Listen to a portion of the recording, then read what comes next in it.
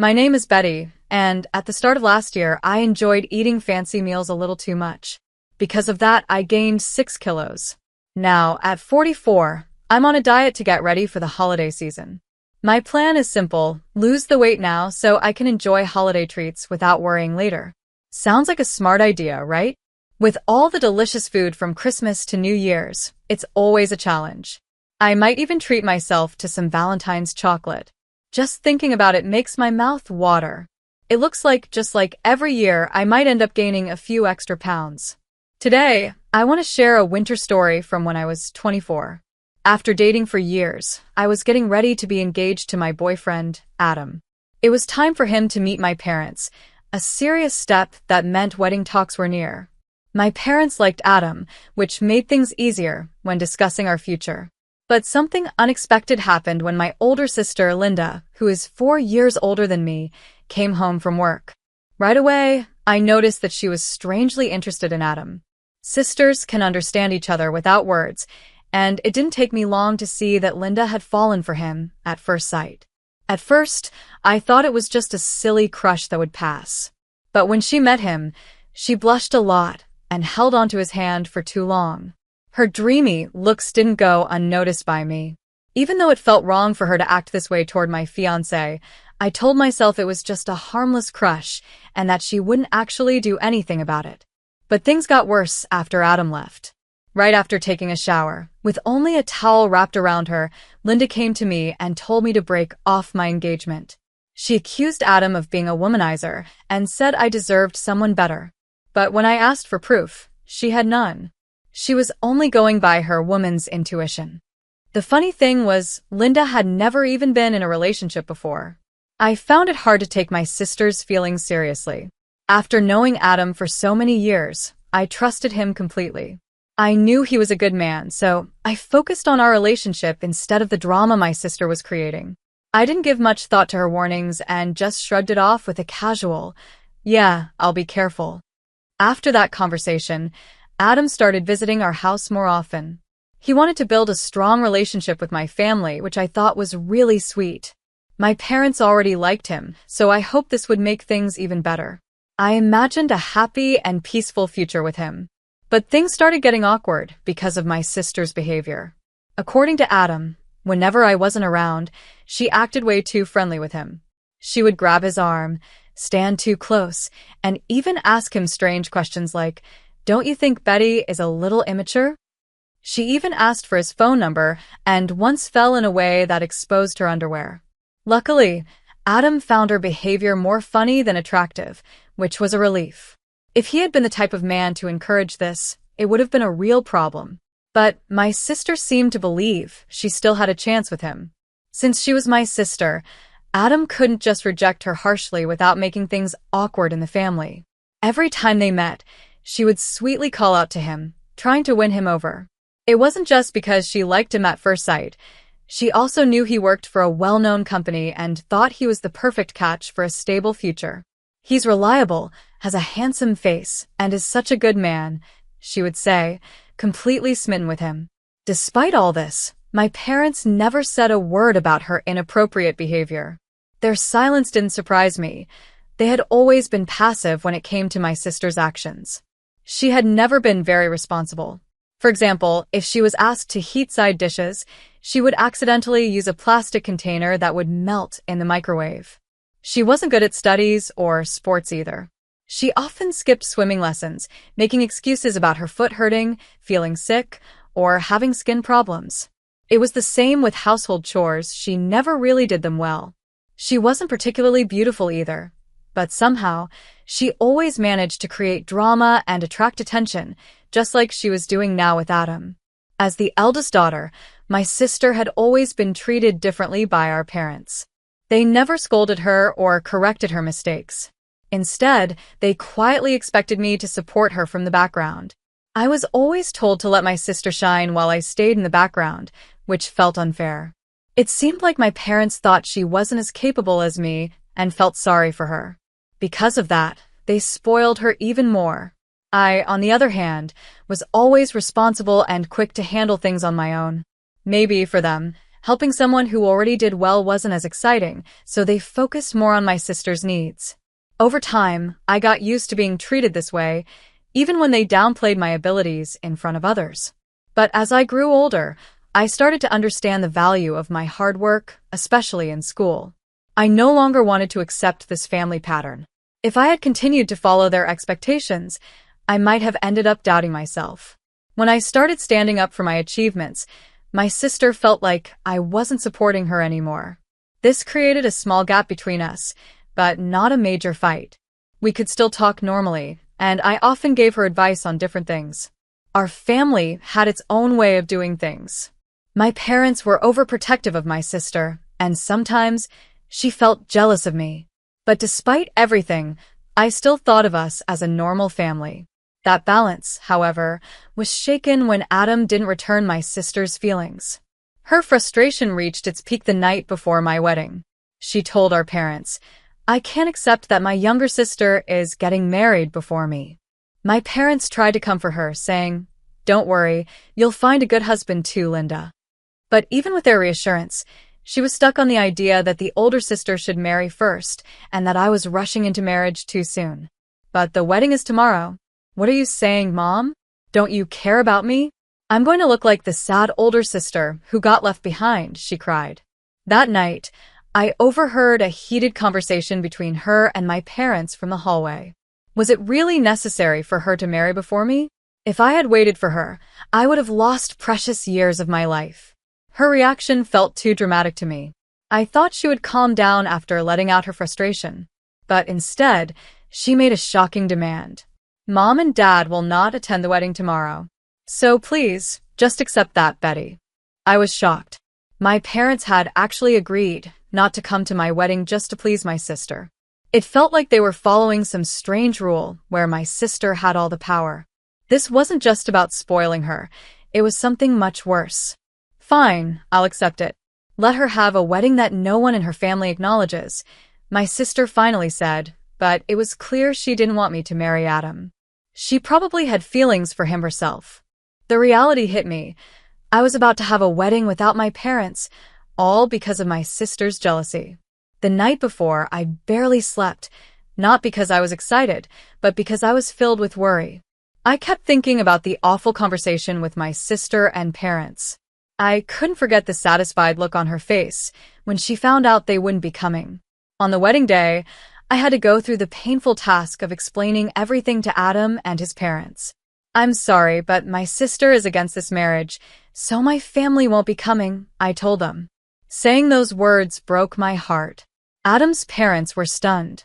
They couldn't believe there were parents who would skip their own daughter's wedding. They stayed silent for a moment, letting the weight of the situation sink in. Sensing how painful this was for me, my mother-in-law took my hand, and my father-in-law placed his hand on top of ours. "Remember, you have family here with you. Don't let this day be a sad one. Come on, give us a smile," my mother-in-law said warmly. Her words were filled with kindness, the kind of love and support I should have received from my own parents. At that moment, standing there in my wedding dress, tears filled my eyes. But Adam quickly came to my side, gently stroking my hair. "Jessica, I'm here as your husband. Please don't worry about who isn't here," he said softly. Seeing me about to cry, my in-laws and Adam tried to cheer me up. "Don't cry, you're the bride. Your makeup will run," they joked, trying to lighten the mood. Then my mother-in-law looked at me seriously and said, "Jessica, I know this is hard, but today is the start of your new life. Focus on building your own family now." Despite feeling abandoned, I felt their warmth as they wrapped me in a tight embrace. First my mother-in-law, then Adam, then my father-in-law. At that moment, I made a promise to myself. Just as my mother-in-law had said, this was my new beginning. That day, Adam and I got married, starting our life together. 14 years have passed since then. Adam and I have been blessed with 3 children, a smart daughter who can handle anything, and 3 playful sons who always find a way to cause mischief around the house. Sometimes, I think back to that difficult time, but I have never regretted choosing Adam and the beautiful family we built together. I hear myself shouting, "Stop it now," and even I'm surprised by how much I sound like a strict mom. Life with Adam has been good, his career has grown, we bought a house, and we've been living a stable, happy life. Then one day, something completely unexpected happened. My father, mother, and sister suddenly appeared at our doorstep. After the wedding, I had distanced myself from my family and never shared my new address with them. Yet, somehow, they found us and showed up unannounced. Of course, my first words to them weren't warm greetings like, "It's been so long." Instead, I coldly asked, "What do you want?" My sister was the first to speak. "I need a favor from you," she said. My parents quickly joined in. "It's something only you can do for us," they added, looking at me seriously. I was confused. After 14 years of no contact, what could they possibly want from me now? I stayed silent, feeling both curious and uneasy. Then my mother finally spoke the shocking words. "We want you to give Adam to your sister." Adam and I stared at them in complete disbelief. "Wait, what? What do you mean I need to give Adam away?" I asked, my heart racing. My parents avoided my eyes, looking guilty, while my sister stood there with a smug look on her face.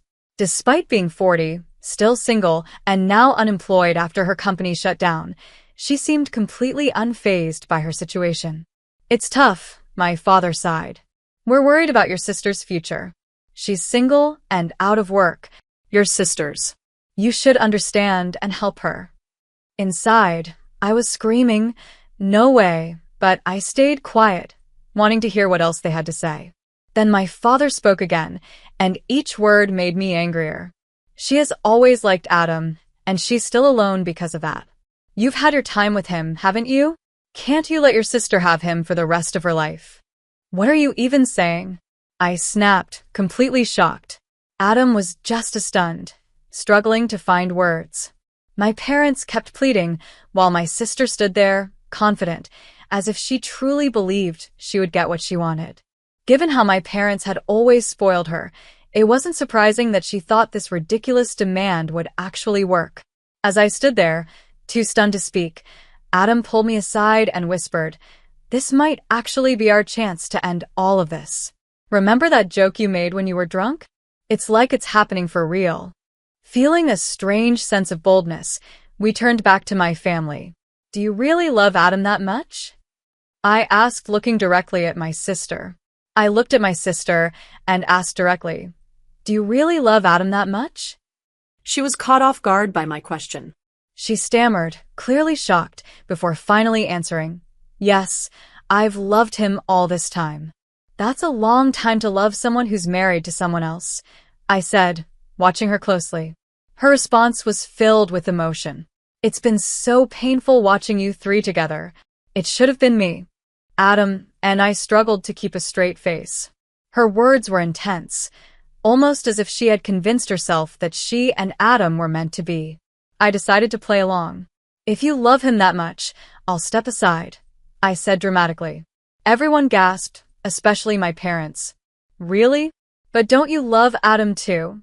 my mother quickly asked, looking at me in disbelief. "No," I answered casually. Adam, catching on, added, "Actually, to tell you the truth, I've always had feelings for Linda." My sister's face lit up with excitement. "Really?" "I knew it," she exclaimed, thrilled beyond reason. The whole scene was surreal. Adam and I exchanged glances, struggling not to laugh at the ridiculousness of it all. The truth was, we were happily together, but sometimes the best way to expose nonsense was to go along with it. I hugged Adam, noticing the playful sparkle in his eyes.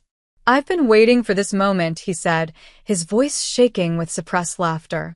Beside me, he pretended to cry, but his shaking shoulders gave him away. I leaned in and whispered, "Let's just finish this little act. We'll always be together." Meanwhile, my sister started talking to Adam as if they had been in love for years. It was as if, in her mind, she had been living a romantic story with him for the past 14 years. Adam grinned and said, "Linda, I'm so happy. Please be my support from now on." "Yes." "Absolutely," she replied eagerly. Then Adam dropped the bombshell. "So, I'm going to quit my job. My sister's excitement vanished instantly. Her face went pale with shock. What? I want to be with you all the time, Linda. So, I'm quitting my job. I won't even go outside anymore. I'll follow you everywhere, even to the bathroom. I'll watch you do housework, he said cheerfully. My sister's smile froze. Our parents looked uncomfortable. But I don't have a job either. This is the problem, she stammered. What's the problem? If we're together, we don't need to worry about money. Love is enough, Adam said, pushing the joke even further. My sister's panic grew. But these days, you need to pay for things like insurance. It's not like the old times. You can't live on love alone. Seizing the moment, I added, Adam, if we do end up divorcing, I'll be taking a good share of the money and property, so you better be ready to pay up, I said. Adam laughed and added, Don't worry, your sister and parents will handle the payments. Hearing this, my parents turned pale. They looked at each other, clearly in shock. Linda, this is hard to say, but this isn't right. You can't just take your sister's husband. My father finally spoke. Exactly, Linda. That's just not how things work, my mother added. But where had all their confidence gone? Just moments ago, they were demanding I hand over my husband. It was as if they had suddenly realized how absurd this was. What are you talking about? You promised to give Adam to me. Linda protested. That was before, my father said weakly. I don't want to hear it, my mother snapped. Frustrated, Linda turned to her for support, but instead of comforting her, our mother just looked away. Suddenly, Linda lost control. Doesn't anyone support me? She screamed, grabbing our mother's hair. My father rushed in, trying to break up the chaos. Amid all the noise, Adam calmly stepped forward and got everyone's attention. Honestly, you're not my type, Linda, he said bluntly. I respect you as Jessica's sister, but that's it. I don't want to have much to do with you. And that look you always give me? It actually makes me uncomfortable. His words hit like a slap. My sister froze, while my parents stood speechless. But Adam, what about everything you said earlier? Linda asked, her voice trembling. Please stop acting so casually with someone else's husband, I cut in. There was never a chance. He was never going to fall for you. That should have been the end of it. But as I watched my sister take slow steps toward Adam, her face pale, I blocked her path. We have a family. We are happy together, I said firmly. She stopped in her tracks and turned to me, her face twisting in anger. You tricked me, she shouted. I sighed. Linda, how could you believe that someone who hasn't contacted you for 14 years is in love with you? Isn't that unrealistic? Her face turned red, and tears welled in her eyes. I didn't hold back. Even if you were a great catch, maybe. But no one is interested in someone who has no job, depends on their parents, and I can't even take care of themselves. Mom has always done everything for you. That's not attractive. Behind me, Adam let out a quiet chuckle, understanding how ridiculous the situation was. Realizing the truth, Linda broke down into loud sobs. My parents, who had spoiled her all her life, tried to comfort her, but they looked lost, as if they were only now seeing the truth. I'm not giving Adam to you, Linda. Let it go, I said firmly. Her crying grew louder, the way a child cries when they don't get what they want. Take this as a lesson, I continued. And don't ever try to involve yourself in our lives again. No matter what problems you have in the future, don't expect any help from us. For the first time in my life, I felt free. I slowly closed the front door. When my children asked what had happened, I smiled and said lightly, It's Halloween season, so it seems a ghost showed up early. My eldest child laughed and said, Should we get rid of the ghost? I waved off the idea, but honestly, it felt strangely real. My sister's loud wailing outside had sounded just like a restless spirit. Another 5 years passed, and my sister remained single. She did manage to find a job, but her inappropriate behavior eventually got her fired. She rushed into marriage plans, but her attitude caused so many problems that she was even banned from matchmaking events. At this rate, it seems she may stay single forever. Meanwhile, my parents are still working part-time, tirelessly saving money for her. I think they've finally realized they can't depend on her to take care of them when they grow older. I hope they understand now that spoiling her all these years has its consequences. As for me, I've been lucky. Thanks to my husband's stable job and my children's academic success, I don't have to worry about school fees. Sometimes, I do wonder if having a job outside the home would help me burn off the extra weight I tend to gain during the holidays. My daughter, who is naturally slim and now going through a growth spurt, has started talking about dieting. But I always tell her, wait until you're older, like me. There's no rush. My 3 sons have a passion for dancing. Recently, they performed at a local event and won several awards. Full of confidence, they now dream of joining BTS one day. I secretly hope the band stays together long enough for them to have a real chance at making that dream come true. We often get visits from my in-laws, who are like real parents to me. The time we spend together is filled with love and laughter, especially over delicious meals. With spring break coming up, we're planning a relaxing spa trip as a family. We're all looking forward to spending quality time together. Even though my past had its struggles, my life now is filled with happiness. I have a loving husband, wonderful children, and strong family bonds. I cherish every moment and look forward to many more years of health, joy, and togetherness with my loved ones.